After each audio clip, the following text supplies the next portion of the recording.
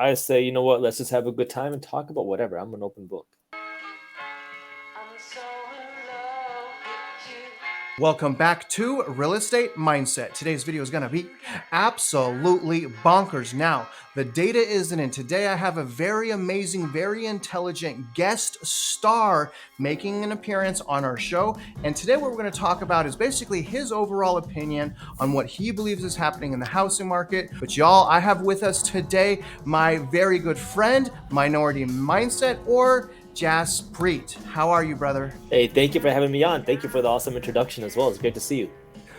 People don't give you awesome introductions all the time? Well, it's crazy. I don't know where a lot of people get the information from, but then they write up these awesome introductions about me, and I'm like, dude, like, can I write that down and put that on my website? So I appreciate all the kind words that you're giving me. And you guys, one of the really main reasons I have him on our channel is obviously he's much smarter than me. You know, he's also humble, so he won't admit it, but it's not hard to be smarter than me. I get it. But I don't know really, about all that, man. Well, let me tell him why I respect you, man. It's your heart. You guys, I absolutely love his heart. He's very intelligent, a lot of good stuff. But again, I look at people's heart. I'm not impressed by money. I'm not impressed by, degrees, but it's what's in us that really impresses me. And sir, I have been so impressed by your heart. I know we're not perfect. So, and from one mindset to another, brother, thank you for being you. I appreciate that, man. Thank you. It means a lot. Of course, man. So I'm going to pull up your channel real quick, you guys. If you want some more information on Minority Mindset, here's his YouTube channel right here. And if you can, brother, will you tell our viewers just a little bit about you? Obviously, a lot of people know who you are, but just for the people that don't. Yeah, so my name is Jaspreet Singh. I have a YouTube channel called Minority Mindset. I make videos about financial education, about what's going on in the economy. And for me, this is fun. I didn't grow up learning about money. My parents are immigrants from a state in India called Punjab. So I had to go out of my way to kind of learn about money and all these things. So I make these videos kind of to help teach things that I wish I knew when I was getting started. So I kind of call YouTube almost like my hobby. My full-time quote unquote job is running a company called Briefs Media. Yeah. But so that's, I guess, in a nutshell what I do. And I'll show the viewers more about those briefs because I really like it. So it sounds like you have a heart to teach as well, just like I do. Yeah, you know what's funny is I used to guest teach in Detroit public schools. Detroit is a relatively rough school district. And I used to go and guest teach there at least once a month, sometimes once a week, just depending on kind of how busy I was. But I used to go there regularly to teach. And it was just, I really enjoyed it. I never really saw a career out of it, right? But it was like something that I enjoyed, and I would go there, and it was like, so Detroit was interesting because it was a very rough school district, and so the teachers that I was working with were kind of like giving me free reign. They're like, talk about whatever you want. Crazy, right? It doesn't work in the public school district. Like you can't do that, but they. I don't know the politics of what was going on behind the scenes, but they were like, go talk about whatever you want. Teachers were really overburdened. They needed help. So I would just go there and I would make my own lesson plans. And I would talk about things like leadership and money and life lessons. And that was kind of like really fun for me, but also like, man, there's so much value in this teaching. And that was really kind of really spurred my interest in teaching, especially with things that I'm interested in, because like, we learn a lot of things in school. A lot of those things then don't translate to money. And, like myself particularly, I used to think that the harder that I worked at school, the more money I was going to make. And I wasn't like this like greedy, money hungry kid. I wanted to become successful because I saw how hard my parents are working.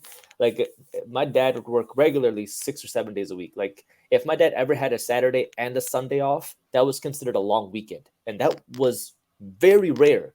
So like I wanted to become successful because I wanted to buy my dad's time back. That was my sole purpose in the beginning. And like that, my parents were like, you need to become successful. And I was like, okay, I will become successful. And I was told the way you do that is by becoming a doctor. And so like in my mind, the way that I saw everything, and it wasn't just my parents, even like, everything you learn in school was do good in school, you're going to become more successful. So in my brain, it was better grades, better income, more success. I just thought that was all linearly correlated.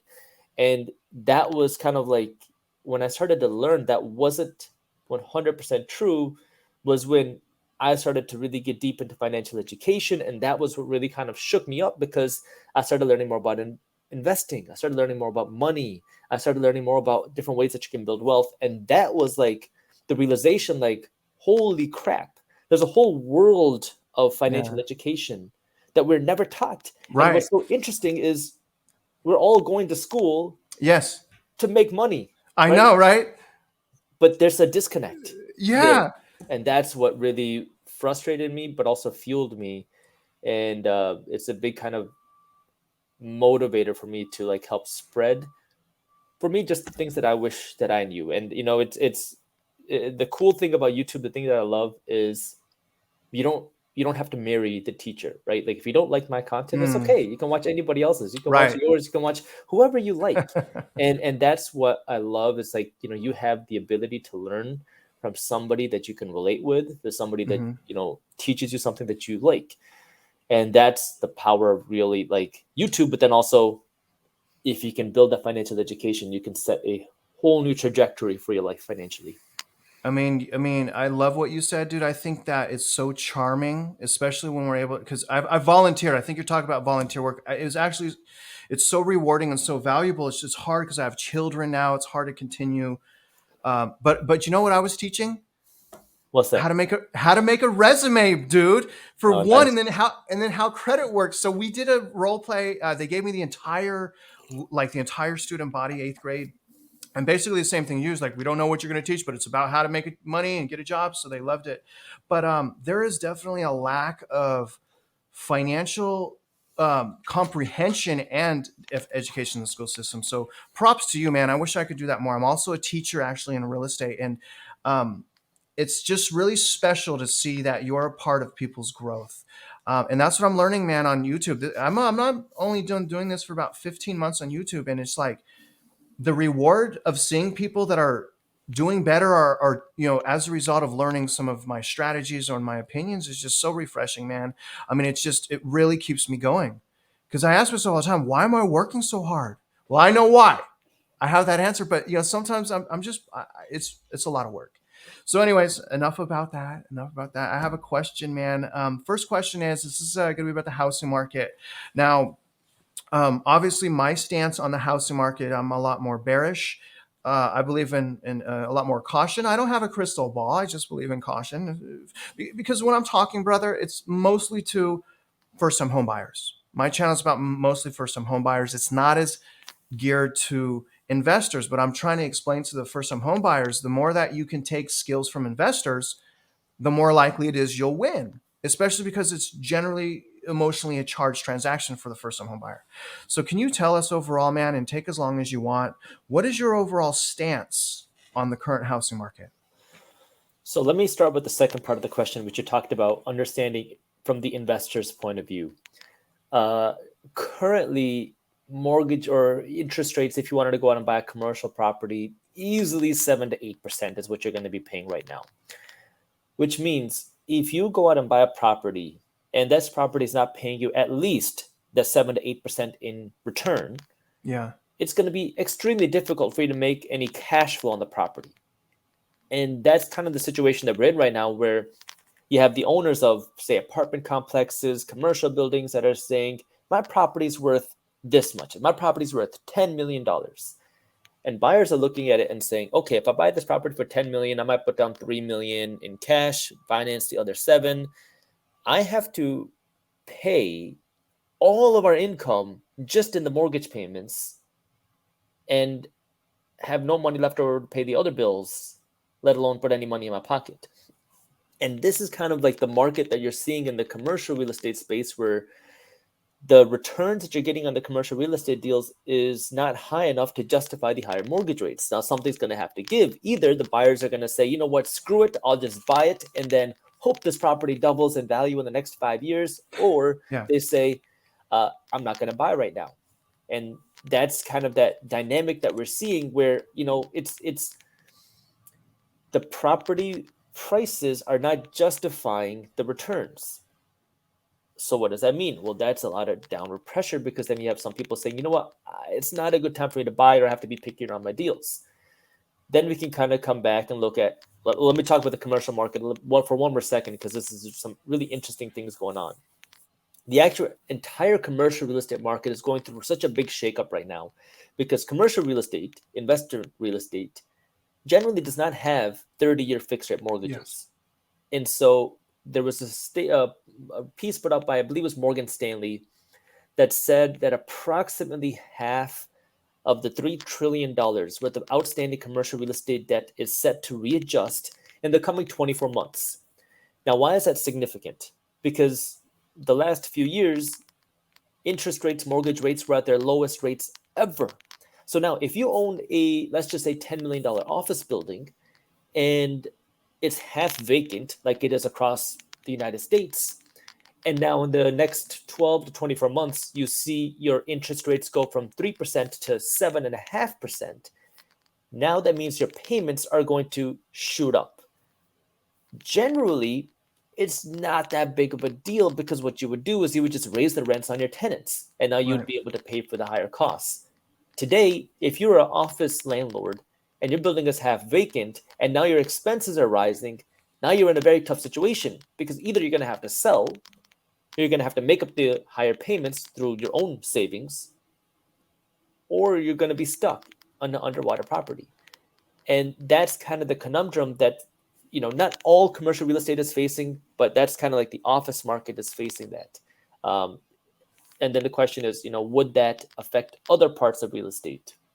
And, everyone has their own opinions, but the reality is no industry in our economy lives in a vacuum. Every industry affects another one. And so that's where, coming back to the topic of what is going to be the impacting factor, it's interest rates. Because if interest rates go up, it makes one, borrowing costs more expensive. That impacts a home buyer, but it also makes the debt servicing costs more expensive.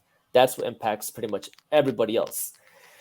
So going back to the topic of now, what does this mean for the housing market? Well, again, what is the topic we want to pay attention to? The interest rates. Because if interest rates stay high, let's take a look at this. If you wanted to borrow $400,000 a couple of years ago to buy a home, 3% is what you could get it at, maybe even less actually. But at 3%, you're paying around $1,600 or so a month on that $400,000. Today, you're paying about 7% to borrow that $400,000, which means you're now going to pay around $2,600 a month for the same amount of money that you borrow. But the real kicker is that today, if you want to buy that home, you're not going to be borrowing $400,000, you got to borrow $430,000. So now you went from being able to buy that home for $1,600 a month to now a lot more than that, right? More than $1,000 more a month for the exact same home. And this is where the question is, what's going to give first? Mm-hmm. Is it going to be mortgage rates that give first, or is it going to be home prices that give first? And this is where, I like to just explain the situation, because it's going to help everyone come to a better conclusion for themselves. Because on one hand, if you look at, say, the Mortgage Bankers Association, I recently just covered this on my YouTube channel, because the Mortgage Bankers Association recently put out another statement where they said that they expect mortgage rates to fall to, I think it was 5.2%, something like that, but around the low fives by the end of 2023. This year. By the end of 2023, mortgage rates will fall to the low 5%, according to the Mortgage Bankers Association. Now, why do they say that? Because, well, who are they speaking to? Mortgage bankers. And now you got to understand now, what is their reasoning? Well, the Mortgage Bankers Association wants to make sure that bankers are happy, that they're feeling motivated, that they're, not concerned about their industry. And so if you say, you know what, I think mortgage rates are going to stay high, it's going to be hard for your business, that's a kind of red flag. Maybe I shouldn't be in the mortgage business anymore. And so they want to make sure their bankers are incentivized. But now if you dig a little bit deeper, this is kind of my premise. It's always ask the question, why? And what does this mean? Yes. If you look back at the federal funds rate versus mortgage rates. Yes. The Federal Reserve Bank website has a chart of this where you can go back from the 1960s or the early 1970s, where you can compare the federal funds rate to the mortgage rates. Mm-hmm. And what you'll see is that there was only a few times in history where the mortgage rate ever fell below the federal funds rate. And every time it happened, it was because of some sort of extraneous circumstances. The last time we saw it happen was like the early 1980s. So I know this is a lot of information, but let's explain what this means. The Federal Reserve Bank, the central bank in the United States, sets the federal funds rate. This is the wholesale rate, the interest rate that banks get to borrow money at. And then the banks will jack up that interest rate and then give it to you at the retail price. This is the mortgage rate and all that. Every business works the same way. So the federal funds rate is the rate set by the Federal Reserve Bank. The mortgage rate is the rate that you pay now to borrow money from the bank. And today, at the time of us recording this, the federal funds rate is in the low 5%, which means for mortgage rates to fall to 5% or the low 5%, one of two things have to happen. Either the Federal Reserve Bank has to cut interest rates to give breathing room to mortgage rates to fall, or B, mortgage rates have to fall below the federal funds rate.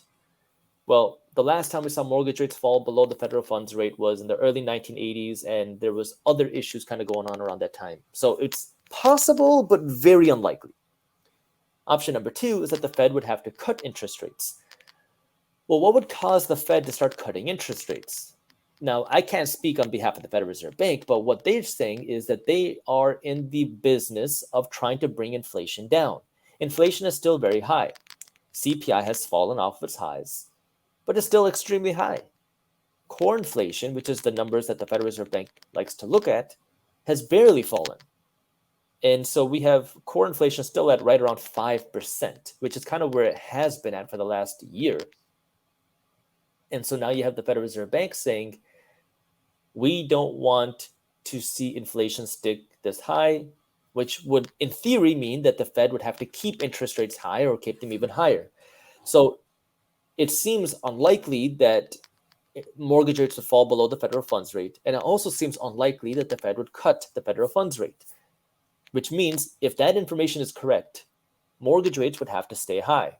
If mortgage rates stay high or continue to go higher, that would then mean that it's going to stay expensive for people to buy a home. Yet today we still have a lot of demand. Why is there still a lot of demand? Partially because the inventory, the supply is so low. That's a matter of time. And so now the question is, where is the housing market going? Well, if interest rates stay high, that puts downward pressure on the housing market. And based off of the information that we have, the mortgage rates should stay high. And so that's kind of a long explained answer, but I think that kind of helps explain my thought process on what's going on in the housing market. Brother, we could talk about this for hours. That wasn't long at all. That was good. A couple of follow-up questions. I love some of the points that you hit. I definitely believe it's all federally induced. Unaffordability is one of the key factors. Obviously, in order to get unaffordability, it takes into account price and interest rate. We have the high interest rates, but unfortunately, high prices. I love what you're saying, but going back to commercial, man, I mean, I love how you started with commercial, because we know commercial real estate, according to, and you'll know more than me, but it's taking a beating, and it's kind of like a triple whammy going on in commercial real estate, where, because one of the things you didn't mention, and because we don't really have enough data on this yet, is the credit tightening as well. So, commercial real estate, you have prices going down, so you're losing value. You have credit tightening, so it's harder, to get it. And then you are now have a huge block of financing that needs to be refinanced, which is obviously going to lead to higher payments. So I'm curious, do you think from an institutional investor standpoint, like Innovation Homes, do you think that the commercial real estate market deteriorating will cause less institutional investors to invest in residential real estate, where instead of investing in residential, they may want to invest in commercial real estate, which is already experiencing issues? Well, I think investors generally just look for where the opportunity is, period. Yeah. Whether it's cash flow or upside, it doesn't really matter. I think investors are looking for returns, and that could be single family homes or commercial real estate. So if commercial real estate prices are sky high, residential prices are low, investors will pour dollars there. If residential real estate is sky high, commercial real estate prices fall, dollars will flow there. I don't think we've seen either or really create a massive shift in flow. I mean, we've seen some institutions like BlackRock over the last number of years started to pour more money into residential real estate, or other hedge funds like that. But I don't think we've seen a shift from commercial to residential or residential to commercial like that because of what's happened in the last 6 months. I think we have a lot more kind of potential opportunity ahead. Okay, very good. And then you mentioned too, and if you can go into this a little bit more, and I share a similar belief. Let me ask you this question. So hypothetically, let's just say interest rates went down, residential mortgage rates, okay, which is not the federal funds rate. So with either one of the two options you said, but regardless, say interest rates went down tomorrow to 5%. Can you explain why that may be a problem? Well, it depends what you mean by problem, right? Because right. everything is relative. So if mortgage rates went down to 5% tomorrow, then what would happen is you're going to see a lot of buyers say, "Oh, wow, I can borrow more money at a cheaper price," and so then more buyers are going to flood into the markets, and now you have more buyers, more demand. Well, now let's play this out. Let's say now you have 30 offers for one home. Well, now you're going to see more bidding wars. If you see more bidding wars, now that means home prices rise even more. If home prices rise even more, what does that do? Well, then you go to the next inflation report where housing or indirectly housing makes up about 44% of the CPI number. Now CPI starts to go higher. CPI goes number or higher, inflation has a higher number. Now the Fed says, inflation is going up. We need to do something to bring inflation down. What do you do to bring inflation down? You raise interest rates. So it kind of turns into the cyclical issue where inflation is a problem that the Fed is working to solve. Cutting interest rates is one solution to make housing, quote unquote, more affordable, when in reality, lower mortgage rates also make home prices go up. So it's kind of the whole situation that we have right now where you run into this dilemma where you're trying to solve inflation with more inflation, and that's not going to be the solution. It seems like a third grader would understand that concept. A little bit more specifically, obviously right now we have historical low inventory. Are you saying that if rates go down, too much, that we don't have enough inventory right now to basically sustain a balanced housing market? We don't have enough inventory today even to sustain higher mortgage rates. So inventory has been an issue, not just since 2020. It's been an issue for over a decade now. But with the low interest rates, that accelerated the issues with the low inventory, because then so many more people wanted to become buyers, or they wanted a new home, or they wanted to upgrade their home. So inventory has been an issue. Lower mortgage rates make inventory an even bigger issue. Agreed. Lower rates for too long makes things more unaffordable, actually, like you were saying. So can you tell me can you think of any solutions? What solution is there, man, to get inventory back? Well, inventory and mortgage rates are kind of they're a little bit different, because interest rates are a Federal Reserve Bank thing. Inventory should be more of a private market thing. So now, how do we get more inventory? We need to build. And this goes now to the investing's question. If I'm a developer and I wanted to build a home, I wanted to build a subdivision, I wanted to build an apartment complex, I need a certain return to justify me going out, taking the risk, borrowing the money, building this property, going through all that work. And that justification is I need to make enough money, right? Well, what has happened is over the last couple of years, if I wanted to go out and build, home prices kept going up. And so I was very incentivized as a builder, because now I could build a home for $300,000 and my goal might have been to sell it for $360,000. I get to closing, I sell it for $400,000. Good. Now it's a completely different market, because I build a home for $300,000, thinking I'm gonna sell it for $360,000. I don't know if I can sell it for $360,000. Maybe I can. Maybe interest rates will go up and I'll sell it for $340,000.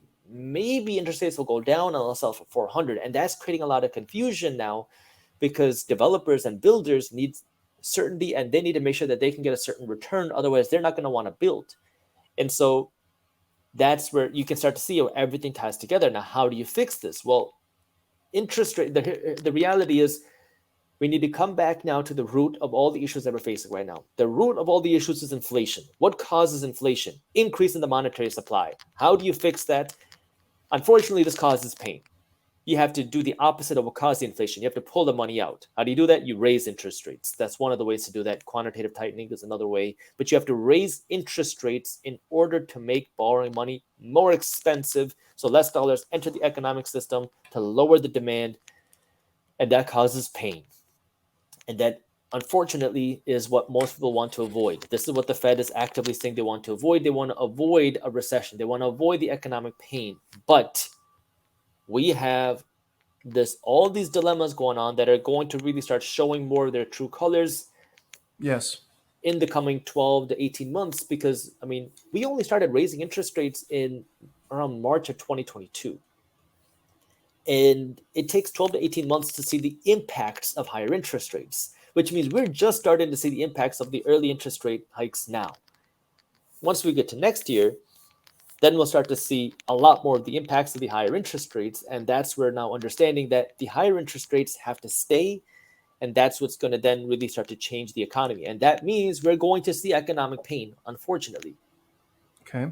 So a couple follow-up questions. I wanted to ask your opinion on 3D printed houses. I wanted to ask your opinion on like how do we get some of the inventory from people speculating on homes? We have about 15 million vacant homes, 7 million of which are year-round vacancies, according to Census Bureau. So like, how do we get that inventory? But first of all, let me ask you, brother, do you think that in your opinion, obviously, do you think that the Federal Reserve is doing enough QT and interest rate hikes to properly combat inflation? Well, it depends how big of a deal you think inflation is. If, in my opinion, I think inflation is a bigger deal than what a lot of people think. I think inflation really needs to be controlled. I think that the Fed is trying to balance all sides. They're trying to make everyone happy. Is the game that they're playing, and the risk that you take with trying to make everyone happy is you can make everyone angry, and that's the game that they're playing currently.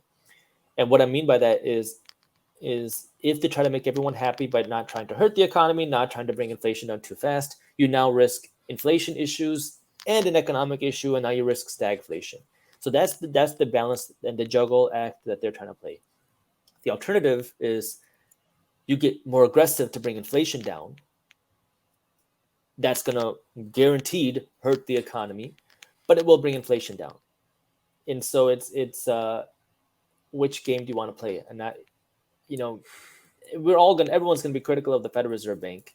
I have my own issues with, some of the things that they do. But the reality is inflation is a huge problem. And the reason why, because inflation is a hidden tax.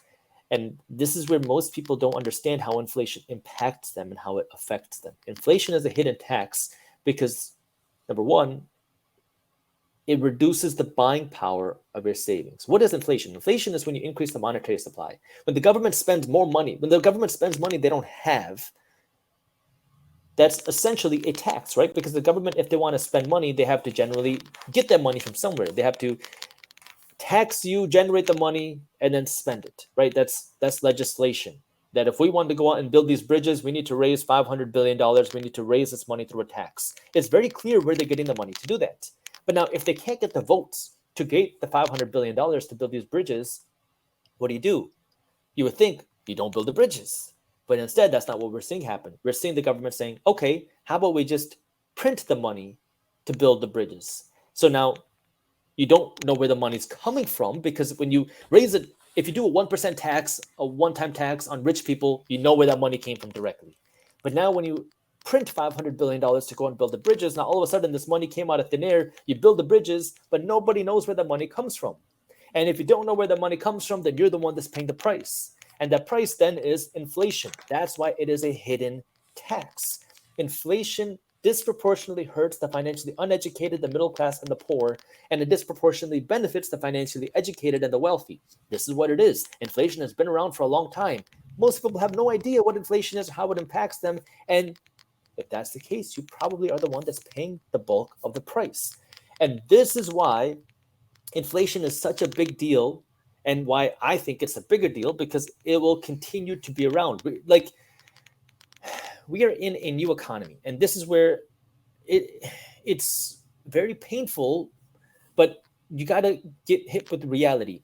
Let's look at the trends of money. Go back to the 1970s. The early 1970s, we were a one-income household country, where generally the man went to work, the woman didn't. That's just how it was back then. But that one income was able to then support a family of four. You were able to buy a home. You were able to buy a car or two. You were able to pay for college. You were able to have one vacation a year, and you were able to save and invest money for your retirement. That was kind of the standard American life. Today, you go to 2023, you have two-income households. The two-income households today are struggling to buy a home. The two-income households today are struggling to buy a car or two. The two-income households today are struggling to pay for college. The two-income households today are struggling to pay for a vacation. And the two-income households today are struggling to invest and save for retirement. Now, this is facts. And the reason why we know this is you can just look at the cost of living versus household income. And the reason why I say household income is because in the 1970s, it was one income, which comprised the household income. Today, it's two incomes, which comprise the household income. Household incomes have grown by around 600 to 700% over the last 5 decades or so. While the cost of, I don't remember the exact numbers, but the cost of housing has gone up by over 1,000%. The cost of a new car has gone up by about 1,500%. The cost of education has gone up by around 1,500%. So the cost of our living has grown faster than household income, not just wages, household income. Now, if you look at that and you project where are we going to be in 2050, are we going to go back to the 1970s, or are we going to be more where we are today? And this is where a lot of people live in this utopian mindset where, oh, things are going to go back to normal. No, inflation is what caused this in the first place. Yes. Inflation is not going away. The Federal Reserve Bank is not asking for deflation. They're asking for disinflation, which means the prices of things are still rising, just not as fast as they are now. Which means now next year, the year after that, the year after that, the next decade, the cost of living will continue to rise. And so if the cost of living continues to rise faster than incomes, where are we going to be in a few decades? We're going to be in a situation where it's not just a two-income household, but it's a four-job household. Yeah. And now this is where what I'm trying to advocate is understand this. Inflation is a problem. Understand that, and then get smart with your money. Know how to spend your money, know how to earn more money, and know how to put that money to work. That's where wealth is built. And if you want to protect yourself in this situation, work to build your own wealth, work to build generational wealth, you have to understand this first, and then second, do something about it. That's what financial education is. Yeah, I mean, you hit the nail on the head when I always ask why. If you're not asking why, you're not going to learn. I mean, I love what you're saying. Like, you're not saying that they need to raise rates higher necessarily, as long as they keep them here. They need to raise them higher. Okay, good. Okay, that was what I was. Okay, thank you. I didn't know how you would respond to that. Obviously, we didn't do like a rehearsal. So yeah, I mean, it seems like it's easy to understand that. It seems like by not raising them higher, it's just we're going through pain for a longer period of time that's necessary potentially. Let me ask you this question. So for the sake of argument, around March of this year, the Federal, the banks got bailed out. All right, the banks got bailed out. If we look at the Fed's balance sheet, and I've been following that to watch the quantitative tightening. Right, we want to see quantitative tightening go down, but the balance sheet went up for roughly $400 billion. Do you think that we don't have to call it an injection of liquidity if we don't want to call it an injection of liquidity? Because I know they were trading in toxic assets, which it really wasn't even toxic assets. It was just the assets had such a low interest rate, which to me, if it's not fraud and it failed, it's a systemic failure. But whatever. Do you think that $400 billion that they got over the weekend, which exceeded 2009, by the way, just from the bank standpoint, do you think that kicked the can down the road per se? Every time you print money, it kicks something down the road. So the short answer to that is yes, absolutely. I mean, that's exactly what you do anytime you stimulate. You're kicking something down the road. Yes. Do you know? Because something's kicked down the road, but what effects do you think that that had exactly, I know we can't tell because it didn't happen, but to me, it's like unemployment we missed out, the fear of missing out from the sellers. What can do you think was kicked down the road specifically by doing that? It's hard to figure that out exactly. Inflation affects everyone. I mean, we just kind of goes back to what we were discussing, right? I mean, it's everything is interconnected. Our economy does not live in a vacuum. No industry lives in a vacuum. When you create money and spend it, it doesn't just go into one industry. If you inject it into the banking sector, banks will then loan it to real estate investors. They'll give it to people who want to spend on their credit card. They give it to people who want to get a home equity line of credit. That money then gets dispersed into different pieces of the economy. Some person is going to spend that money at Chipotle. Someone's going to spend it at Lululemon. Someone's going to use it to open a new manufacturing plant. That money is going to get spread. And so that's where there's no vacuum for our money. So everything gets connected. Absolutely love your answers, man. I absolutely love it. Now, I have one for you. This is something that I've been, saying a lot. Now, okay, quantitative. You hit the nail on the head. Quantitative tightening started around March of 2022. During that time, brother, unemployment was roughly 4%. I believe it was 4%. Right now, it has gone up to 3.7%, which is like one of the first times I think this year that unemployment has actually gone up. But what I'm trying to say is unemployment is technically lower than when we actually started quantitative easing. I mean, quantitative tightening. So I'm like, oh my God, unemployment's lower and we're taking money out. So let me ask you this question. Do you think one of the reasons why the labor market is so strong is because of the PPP and EIDL loans through COVID?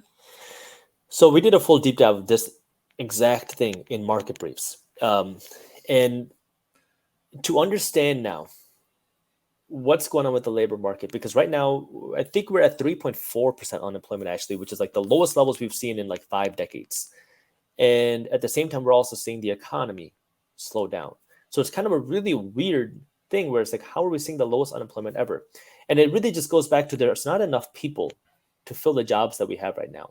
Why are there not enough people? Well, let's just go back to the last few years. Like PPP loans were one thing, but there was a lot of grants, a lot of money, a lot of things created. And this injected billions and billions, if not trillions of dollars into the economic system. So now if you're a business and you get all this free money, what are you going to do? Well, you're going to go out and open new stores, build new manufacturing plants, invest in R&D, and hire more people. And you're going to create more opportunities. And in the beginning, right, it creates that boom. Now all of a sudden there's no more potential jobs out there. That's what we have right now, is you have all of this money given to businesses. Obviously, they're going to create jobs. And we don't have enough people to fill these jobs. Now, here we are where you're still seeing businesses struggle to keep their doors open. I went to Chipotle just a couple of weeks ago, and Chipotle was still only doing mobile orders because they don't have enough employees to man or to have people run in the whatever that is, the line of food items. Yeah. And so we're talking about mid 2023. Chipotle still can't find employees.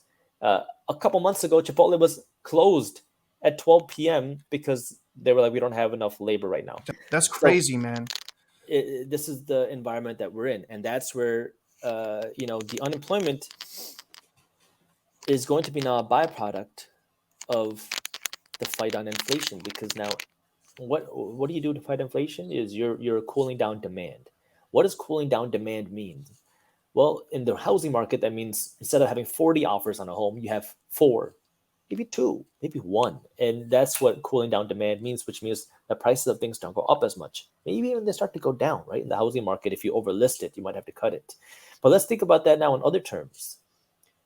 Cooling demand means less people are going to be going out to eat. Cooling demand means less people are going out to shop at Gucci and Louis Vuitton. Cooling demand means less people are going out and spending money.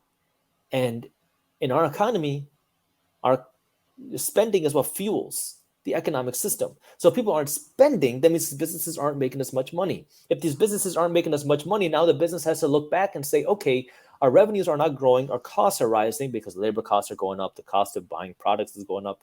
We need to make an adjustment. We need to shut down this division. We need to lay off these employees. And that's going to be the adjustment as the fight on inflation continues to go up. So that's, that's where now understanding this change is so important. And that's what, I think the job market is, the job market data doesn't give you the full picture of exactly Yeah. what's going on. Yeah. I mean, okay, for an example, like your case in point, I just did an analysis on the Texas market. I live in Texas, obviously, I'll do an analysis on it.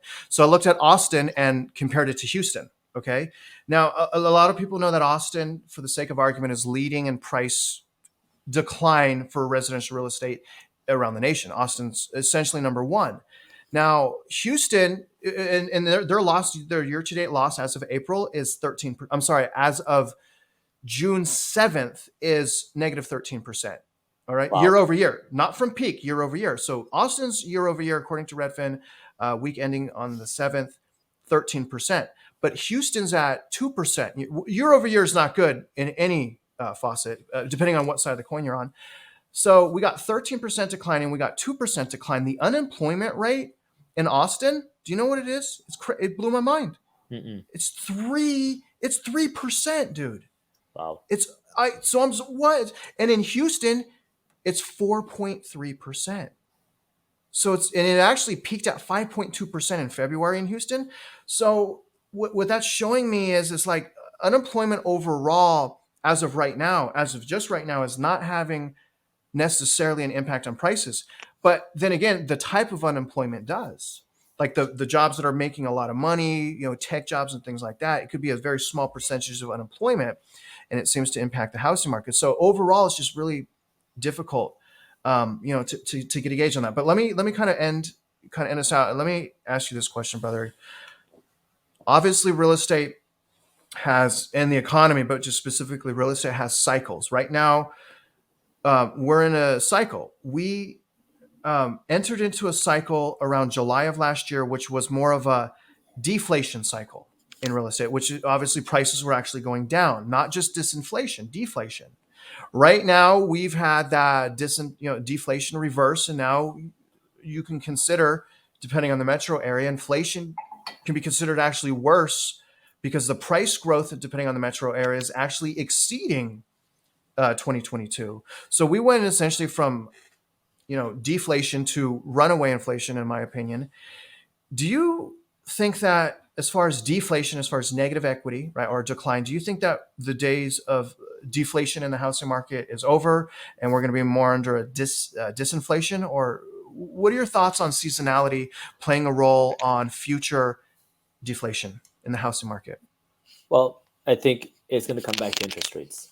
I don't think we're out of the deflationary market for real estate. If interest rates continue to stay high, if mortgage rates continue to rise, negative equity is going to become a bigger concern. And the reason why is because of just think about this logically. Somebody who owns a home in the Midwest, you bought it for, let's just say $500,000. You see the home now worth $800,000. You feel rich. You pull out 700 grand out of your home, pay off the previous mortgage, and you have 200 some $1,000 in your pocket now at a very low interest rate. And what have people been doing? That has also been a big demand fueler over the last number of years. People go out, take this 200 grand, buy nice vacations, buy a new home, buy a nice boat, spend it, right? Live big. Well, what happens then if people just keep living bigger than they should be? Eventually that bubble is going to burst. And so if home values start to fall, and now the refinancing market was the biggest boom ever in the refinancing industry, really ever, in 2020, 2021, 2022. That party has come to an end. And if then home values start to fall, you can start to see how it would accelerate, not just because people bought homes and prices are underwater, but then people who bought homes years ago then become underwater because of the new refinancing boom that happened. So there's a little bit of margin there. But if home prices begin to fall more, they can fall a lot faster, quicker, because of all the refinancing that we've seen happen. Yeah. And there's still excess savings out there. Let's end here. I know we're kind of finishing our lap here, but I want to end on something encouraging. We didn't really have time. I wanted to go back into the 17 million vacant homes and like how do we get that inventory. But I think the more important thing here is and I'm going to go into the market briefs in a minute. Can you a lot of my viewers are first-time home buyers. A lot of them are frustrated, and they don't want cheerleading. I think most people right now, they just want the facts, they want the data, they want to make up their own minds. And unfortunately, you and I know that for many people, and it doesn't have to be this way, but for many people, buying their first home isn't an emotionally charged process. Can you maybe give some non-personalized advice and maybe breathe some hope if there is any, or maybe some strategies on how do people on the sidelines right now move forward? How do people on the sidelines that are like, I can't afford a house, I'm afraid to buy a house because what if properties go down, the payments are $1,000 more? And I know your heart, brother, I know your heart. What can you tell those people? Well, the first thing is, don't try to time the housing market if you're trying to buy a home. If you want to buy a home, it's okay. Screw what's going on in the housing market. Screw everything going on in the economy. The key is you got to do three things. Number one, you got to be able to afford the home, the down payment. Number two, you got to be able to afford the monthly payment. Number three, you have to be able to afford the moving costs. Because most people forget this one. Because when you buy a home, you got to pay movers. Number two, you got to pay for the furniture. Number three, you got to pay for whatever upgrades you got. If you can afford the down payment, the monthly payment, and the moving costs, forget everything else. If you can comfortably afford it, go out and buy the home that you want. Just make sure that you're not stretching yourself so thin that you no longer have the ability to invest your own money. So if you can afford the home, you find a home that you like, no big deal. If mortgage rates come down, you can refinance and get a lower mortgage rate. If home prices come down and you're underwater, it's okay. You can still make the monthly payments. That's the most important thing. You are buying a liability when you buy a home. When you treat it like that, you don't got to spend your whole life stressing about the perfect time to buy it. So if you want to buy a home, fine. If you want to be a price savvy shopper, then yeah, you can pay more attention to the housing market. But if you just want to buy a home, don't beat yourself up over what's going on in the world. Live your life. Don't base your life decisions based off what's happening outside of your home. Second, now, if you're saying, I can't afford a new home, I can't afford this, then what you're going to have to do is ask a different question. How can you afford it? Does that mean you're going to have to live smaller in other places?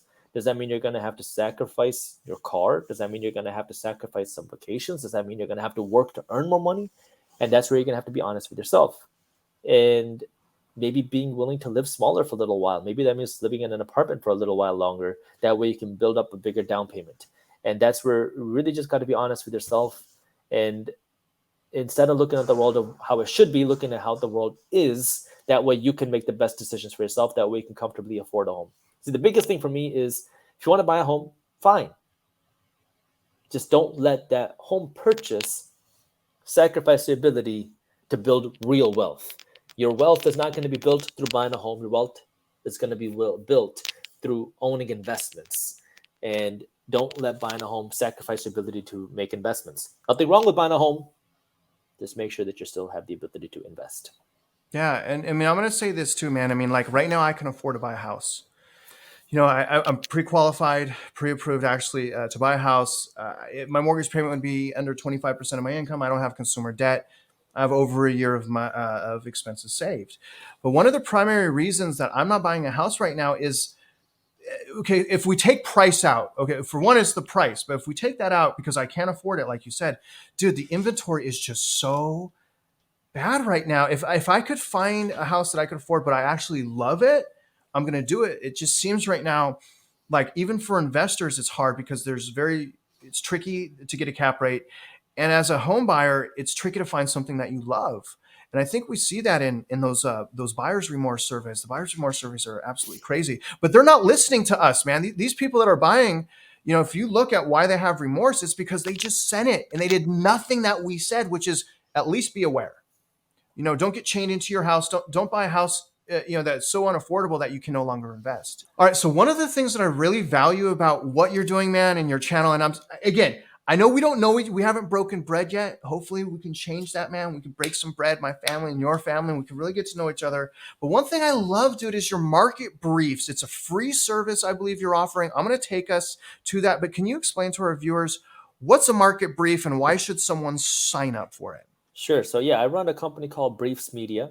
Briefs Media is a news company, and we have a couple of different newsletters. One of them is Market Briefs.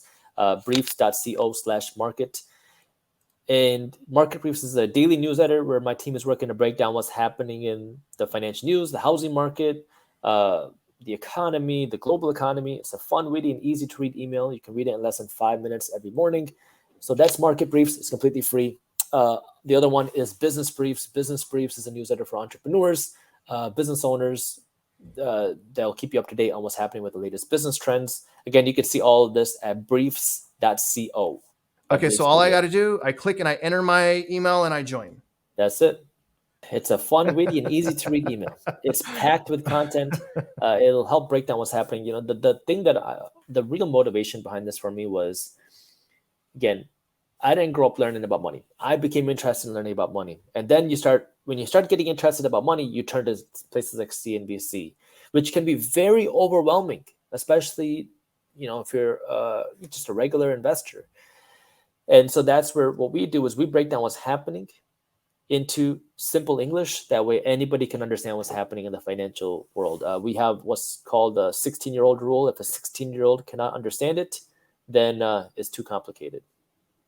And you have cartoons on here too? We do Sunday cartoons, just like a newspaper would. That's so cool. How many people work on that? Is it just you or do you have a team? No, we have a whole team. We have Awesome. a solid team that builds the Market Briefs, Business Briefs every day. Awesome. Awesome. Well, sir, you know, I just want to say it was an absolute honor. I try not to be starstruck, but I absolutely love listening to you again, man. Like I can't stand listening to people that has this huge ego on their shoulder. And I know I'm trying not to have one. Please tell me if I am, but I don't get that from you, man. I get that. You know what I get from you? I get someone that started at the bottom, worked his way to the, you know, near the top, and you want to teach people how to do that. And honestly, I think that's awesome, man. But before we go, brother, do you have anything that you want to say to our viewers before we end this? Well, thank you for the opportunity. I really appreciate that. It was great chatting with you and talking about things that we did. The last thing that I'd like to say to the viewers is really just, if there's something you want to do, if there's something you want to achieve, know that it is possible. Doesn't matter what you look like, doesn't matter where you come from, doesn't matter who your parents are, doesn't matter where you grew up. The internet has made things so much more accessible, learning so much more accessible. Go out, learn, go out and do. Screw what other people think. That's one of the most difficult things about becoming successful. It's not learning what to do. It's being able to juggle other people's opinions. Screw them. Go out and become successful and do what it is that you want to do. That is absolutely beautiful, my friend. Absolutely beautiful. Sit tight with me, okay? All right, guys, show that man some love. Go to Minority Mindset, check out some of his videos, sign up for the Market Briefs, but show this man some love. He did not have to take his time to speak to you. So again, completely honored. Other than that, guys, I really hope you guys got some value, insights, and perspective. And if you're out there investing in real estate, you know I wish you luck and I hope you win.